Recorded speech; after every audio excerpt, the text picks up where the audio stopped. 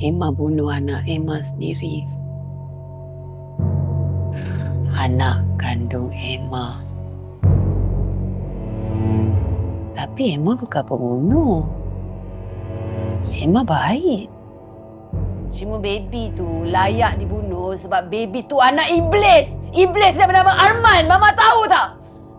Kalau berkali-kali Arman tu mengandung anak Emma pun, Emma tak kisahlah bunuh baby tu banyak kali. Memang jangan cakap macam tu, Nat. Mama dengarlah. Ha? Keturunan Arman tu tak patut ada kat dalam dunia ni. Memang patut kena bunuh. Memang jangan cakap macam tu, sayang. Jangan cakap macam tu. Tak baik, Nat. Tak baik. Melihat keadaan kamu dengan mata kepala Mama sendiri, Mama setuju dengan apa yang Alisa katakan tentang kamu. Waktu itu emosi kamu tak stabil, Emma. Mujur, Norman dan Alisa banyak bantu. Kalau Mama seorang diri, Mama tak tahulah Mama nak buat apa. Situasi Emma ni dipanggil postpartum psychosis.